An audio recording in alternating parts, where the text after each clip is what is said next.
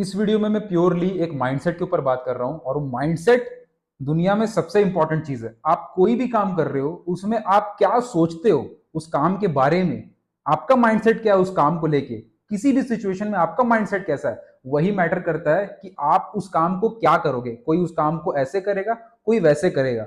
सही माइंडसेट क्या है?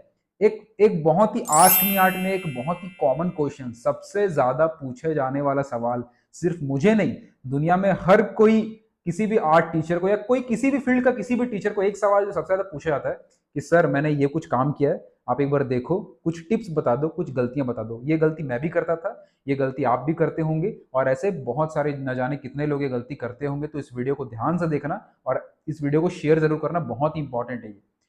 मेरे पास देखो, दिन में कई सारे स्टूडेंट्स अपने आर्टवर्क्स भेजते हैं और एक सवाल पूछते हैं कि सर मैंने ये आर्टवर्क बनाया है, इसमें कुछ मिस्टेक है क्या, आप बता दो।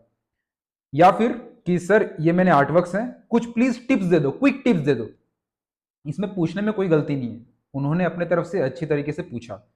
मैं भी जितनों को रिप्लाई कर पाता हूं, क्या रिप्लाई कर पाता हूं मैं कि देखो इसमें आपकी ये गलती है, जितनों को रिप्लाई कर पाता हूं। सबको तो रिप्लाई करना पॉसिबल नहीं हो पाता है, लेकिन जिसको जिसको मैं देख पाता हूं उनको ये बोल पाता हूं कि आपकी ड्राइंग में गलती हो रही है, कि आपकी वैल्यूज बिगड़ रहे हैं, कि आपके प्रिंसिपल्स के पार्ट में थोड़ा सा आपको काम करना पड़ेगा। जो भी उनका सवाल आंसर बनता है, क्विक आंसर, वो मैं दे पाता हूँ।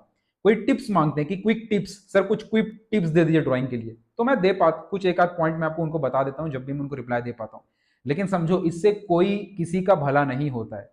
ये चलो आपका प्यार है, आप लोग मुझसे कभी कई बार ऐसे मैसेजेस आते हैं तो मैं भी प्यार से रिप्लाई कर देता हूँ, लेकिन रियलिटी ये है, अगर मैं ऑनेस्टली बताऊं तो इससे आपको भी हेल्प नहीं होगी और ना ही ऐसा कोई बना है कोई पॉइंट कि ये 2 पॉइंट आप कर लो तो आपका वर्क इंप्रूव हो जाएगा, या ये मिस्टेक्स मैं बता दूं तो आपके वर्क अच्छे हो जाएंगे। ऐसा नहीं होता है। ये बहुत ही ऐसी बात है कि हम लोग सिर्फ अपने आप को तसल्ली देने के लिए काम कर रहे हैं। ये आपको मैं ऑनेस्ट ट्रूथ बता रहा हूं। इस चीज में ये माइंडसेट झलकता है कि आप उस फील्ड के लिए बहुत ज्यादा पैशनेट नहीं हो, आप उस फील्ड को सिर्फ एज ए फन ले रहे हो, ऐसे बस हल्का फुल्का मजाक टाइप का ले रहे हो। अगर आप एक्चुअल में सीरियस हो तो ये चीज बिल्कुल भी हेल्प नहीं करेगी आपको ग्रो करने के लिए। एक बार एग्जाम्पल के तौर पे सोचो कि मान लो किसी को डॉक्टर बनना है, बहुत अच्छे लेवल का डॉक्टर बनना है, उसको बहुत ही अपने जो एंट्रेंस एग्जाम्स वो देने जा रहा है उसको पास करना है, उसको बहुत ही हाई क्वालिफाइड डॉक्टर बनना है, उसको बहुत ज्यादा उस फील्ड में रिसर्च करनी है, आगे बढ़ना है। तो कभी भी वो ऐसा नहीं होगा क्योंकि थोड़ा बहुत पढ़ेगा, उसके बाद किसी को पूछेगा कि सर ये ठीक है क्या, आंसर ठीक है क्या, हाँ ठीक है, हाँ चलो फिर ठीक है। ऐसा कभी भी वो चीज में अगर करना शुरू कर दे तो कभी भी वो अपने गोल को अचीव नहीं कर पाएगा। और सिर्फ डॉक्टर की बात नहीं है, मान लो किसी को खिलाड़ी बनना है, किसी को क्रिकेटर बनना है जिसको इंडिया टीम में खेलना है, किसी को गली में नहीं खेलना है, अपनी इंडिया टीम में खेलना है, तो ऐसा नहीं होगा कि एक शॉट वो रिकॉर्ड करेगा, देखो सर मेरा ये एक शॉट कैसा लग रहा है, अच्छा लग रहा है क्या, मैं इसको इसको मैं ठीक कर सकता हूँ, ये अपना बेस्ट शॉट है। ऐसे में ना जिनको आप पूछ रहे हो उनको समझ में आएगा कि आप क्या मेहनत कर रहे हो, डेली सीख भी रहे हो कि नहीं सीख रहे हो, कि आप क्या, आपका माइंडसेट क्या है, कि आप कितना डेडिकेटेड हो उस फील्ड के लिए, कुछ भी समझ नहीं आएगा। सबसे पहले आपको ये चीज समझनी है कि अगर आप एक्चुअल में, ओके मैं सिर्फ उनके लिए बोल रहा हूं जो एक्चुअल में उस फील्ड में बहुत ज्यादा सीरियस है, अगर आप एक्चुअल में किसी फील्ड के लिए सीरियस हो, यहाँ पे आर्ट की बात करते हैं, अगर आप आर्ट की फील्ड में एक्चुअल में सीरियस हो तो ये सब सवाल पूछने में आपका सिर्फ टाइम वेस्ट आप कर रहे हो। आपको फोकस करना है कि जो चीज आपको सीखनी चाहिए आप उसको सीखो।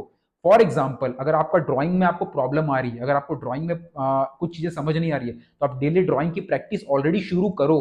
पहले 100 200 500 स्केचेस बनाओ, उसमें आपको बेसिक जितनी मिस्टेक्स हैं अपने आप दिखनी शुरू हो जाएंगी। उसके बाद आप सोच सकते हो कि ये चीजें मेरी गलत हो रही है, अब मेरे को कोई एडवांस लेवल की चीज समझ नहीं आ रही है, कोई डीप लेवल की चीज समझ नहीं आ रही है, तो आप ट्राई कर सकते हो किसी चीज को किसी को पूछने करो। वहां पे भी आपका देखना माइंडसेट बदल चुका होगा, आपके पूछने के तरीके से समझ में आ जाएगा कि आप मेहनत कर रहे हो कि नहीं कर रहे हो।